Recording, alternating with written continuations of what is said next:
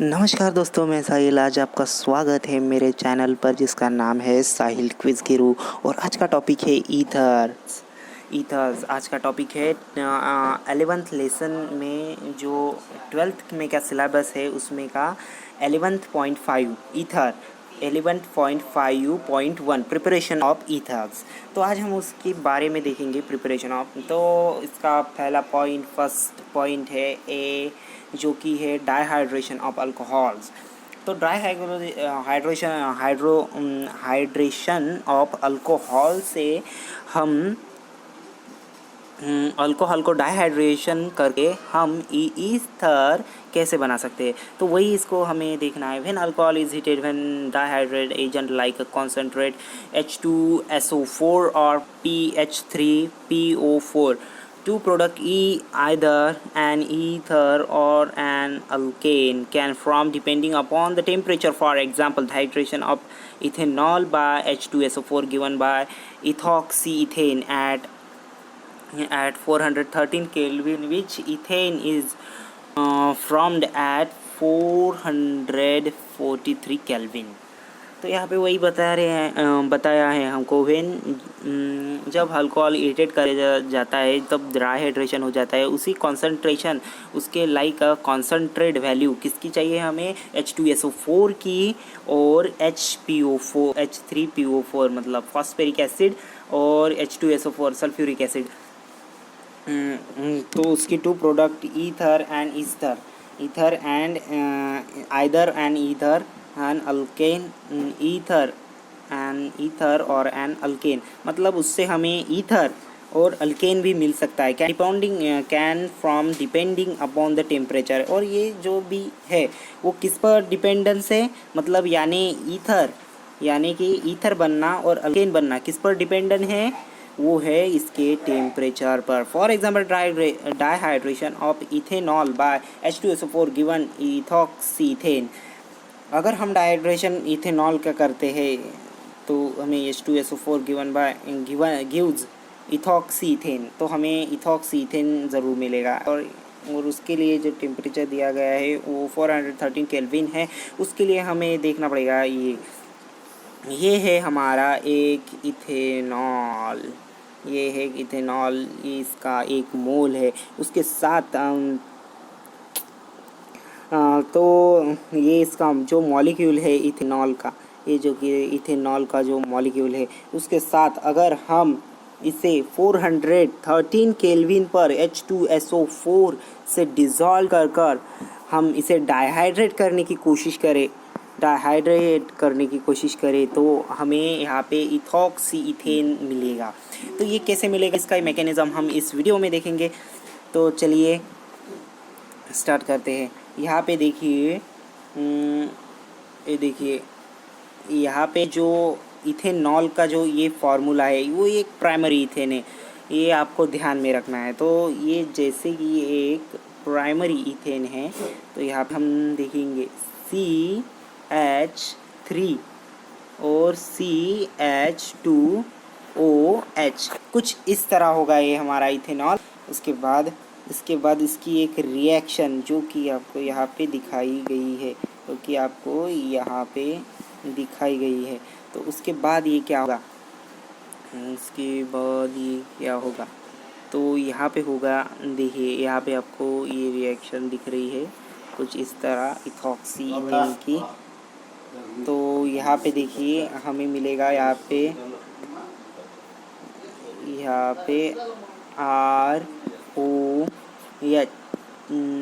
ROR ethanol, ethyne, ether, और यहाँ पे ये ऐसा हमें ईथर मिलेगा जो कि है यहाँ पे इसके दो ग्रुप क्रिएट होते हैं, जो कि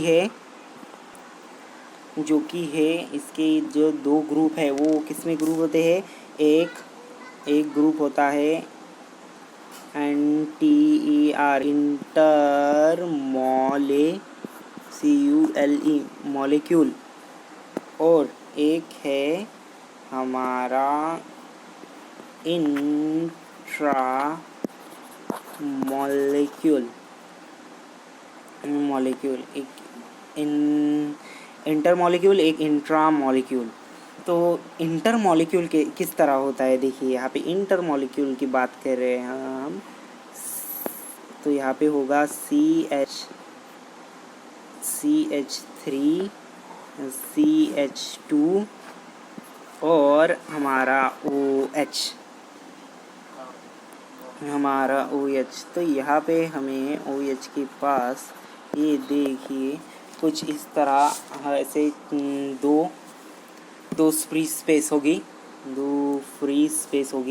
तो उसके बाद ये जो होगा तो इसका जो ये है तो वो किस तरह रहेगा, मतलब इंटर मॉलिक्यूल की यहाँ पे बात हो रही है। मतलब कुछ इस तरह ये जो चेन है उसे हम किस तरह रिप्रेजेंट करते हैं, R से, क्योंकि ये अल्केन है। अल्केन चेन को हम R से रिप्रेजेंट करते हैं। और O जो है O ही रहेगा, और ये उसकी दो स्पेस यानी पेयर्स ले सकता है उतनी। और उसके बाद यहाँ पे फिर R रहता है, मतलब अभी उसकी कोई ज़रूरत नहीं है। तो इसके बाद ये ROH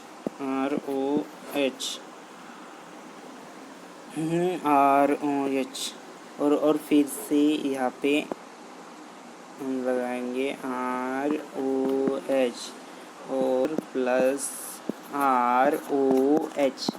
मतलब यहाँ पे इंटर में क्या रहता है, मतलब वही सेम मॉलिक्यूल दो बार उसका अगर हम कॉम्बिनेशन करते हैं किसी इसमें, तो उसको कहते हैं हम इंटर मॉलिक्यूल।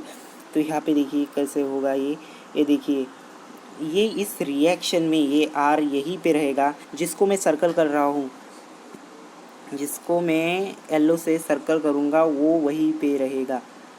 तो ये देखिए ये यहीं पर है और ये भी यहीं पर है, और एक कौन सा भी इसका मान लो ये भी यहीं पर रहेगा। उसके बाद अब मैं यहाँ पे इस कलर से आपको बताऊँगा कि जो हट जाएगा यहाँ से।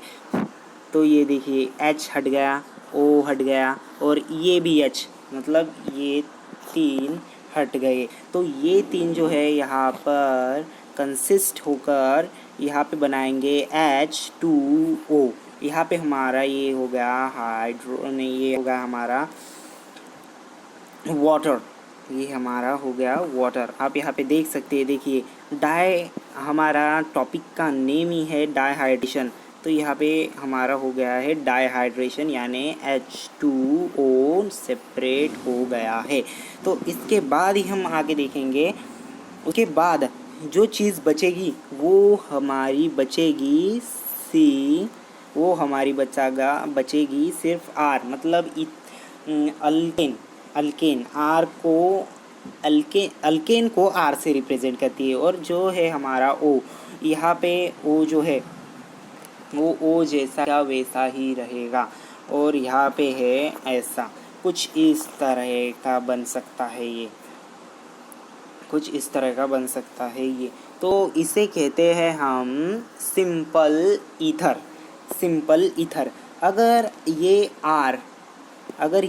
R की वैल्यू है CH3 और CH2, कुछ इस तरह अगर इसकी वैल्यू है, और जो हमारा ये यहाँ का जो R है O, और ये हमारा R यहाँ पे ये बना देता हूँ, और ये जो R है अगर इसकी और इसकी वैल्यू अगर सेम है, यहाँ पे देखिए मैंने यहाँ पे कोई डैश नहीं दिया, अगर इसकी वैल्यू सेम है तो इसे कहेंगे हम सिंपल ईथर। अगर देखिए यहाँ पे जो ये हमारा R है R और ये O और ये फिर से हमारा R, तो इस R मतलब ये CH3, अगर इसकी हम बात करें तो ये CH3 CH2 ऐसा है। और ये जो है इसकी अगर हम बात कर ले तो ये है सिर्फ CH3। अगर ये देखिए ये है हमारा ब्यूटेन और ये है हमारा मीथेन, ऐसे ही हम इसको पढ़ते हैं। अगर ये कुछ अलग रहा, अगर यहाँ पे ऐसी डैश रही, अगर हम रिप्रेजेंट करते वक्त ऐसे कुछ बताए, तो यहाँ पे ये अलग अलग है, इसको कहते हैं हम मिक्स्ड ईथर। तो हमारा अभी सिंपल ईथर यहाँ पे फॉर्म हो चुका है। उसके बाद हमें देखना है आई एन इंट्रा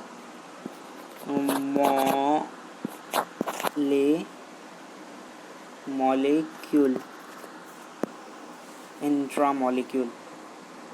तो इंट्रामोलिक्यूल डाइहाइड्रेशन में क्या होता है? इंट्रामोलिक्यूल डाइहाइड्रेशन में क्या होता है? तो इसमें जो होता है, इसमें वो होता है कि यहाँ पे सेकेंडरी और टर्शरी अल्कोहल भी हम यहाँ पे यूज़ कर सकते हैं। और H2SO4 के साथ, तो यहाँ पे हमें जो मिलेगा वो है अल्केन। यहाँ पे हमें अल्केन मिलेगा। तो इसको 100 डिग्री तक हमें इसको जैसे कि 100 डिग्री सेल्सियस तक हमें H2SO4 के साथ रिएक्ट करना पड़ेगा। मतलब इसमें ये जो है वो यही रहेगा। तो उसमें क्या होगा आप देख लीजिए जल्दी से। उसमें होगा कि ये देखिए हमारा ये यहाँ पे आ गया है। पहले इंट्रामोलिक्यूल का मतलब आप पहले समझ लीजिए। इंट्रामोलिक्यूल ये देखिए इंट्रामोलिक्यूल यानी कि हमारा CH3 और CH2 कुछ इस तरह हमारा ये जो है, और आगे OH। तो यहाँ पे हमारा इसमें ही रिएक्शन होगा। अकेले मोल में एक मॉलिक्यूल, अकेला ये सिंगल मॉलिक्यूल जो हमारा यहाँ पे है, उसमें ही सब ये होगा। उसमें ही सब रिएक्शन जो है, उसमें ही सब रिएक्शन होगी। उसमें ही हमारी सब रिएक्शन होगी। उसकी हम यहाँ पे अभी रिएक्शन देखेंगे। तो ये देखिए यहाँ पे हमारा C आ गया है, और यहाँ पे हमारा ये C आ गया है।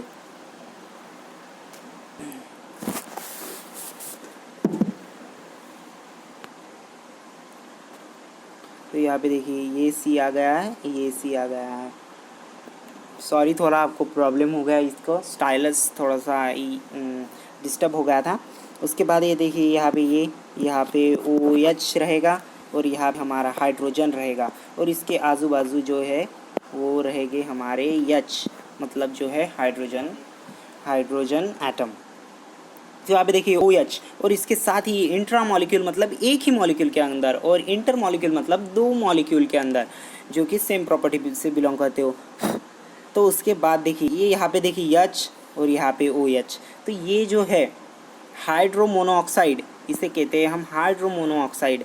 ये जो हाइड्रोमोनोऑक्साइड है वो हाइड्रोजन के साथ इसी के अंदर इंट्रामोलिक्यूल डाइहाइड्रेशन होगा यहाँ पे। मतलब एक ही मॉलिक्यूल से एक H2O निकलेगा। पहले हमने जो निकाला था वो 2 हाइड्रोजन से निकाला था, और इसमें अब हम उस हाइड्रोजन से निकालेंगे। पर इसके लिए एक कंडीशन होना ज़रूरी है हमारा 100 डिग्री सेल्सियस तक हमें इसको टेम्परेट करना पड़ेगा। इसके बाद ये देखिए H2O, तो यहाँ पे हमारा डायरेक्टली फॉर्म हो जाता है H2O। तो ये हमारा हो गया वाटर। यहाँ पे हमारा हो गया वाटर। तो यहाँ पे भी हमने देख लिया है। तो इसके बाद हमारे पास क्या बचेगा? यहाँ पे सिर्फ हमारे पास बचेगा C double bonding with CH, और यहाँ पे H, यहाँ पे भी H और यहाँ पे भी H, और ये। तो ये इसका IUPAC नॉमेनक्लेचर देखेंगे हम। तो CC, तो ये हो गया ethyne, methyne, ethane, methane, ethane, propane, ethane, ethyne, ethyne इसे कहते हैं हम इथाइन, इथाइन। तो ये हमारे पास सिर्फ इथाइन बचेगा। तो ये जैसे कि हमने देख लिया है, हमारे पास सिर्फ इथाइन बचेगा। उसके बाद हम दूसरा हमारा 11.5 ये 5 ये है, उसके और आगे बढ़ते हैं, मतलब बी में विलियमसन सिंथेसिस। विलियमसन सिंथेसिस कहते हैं, विलियमसन सिंथेसिस मतलब ये भी एक डाइहाइड्रेशन ऑफ किसी का होगा।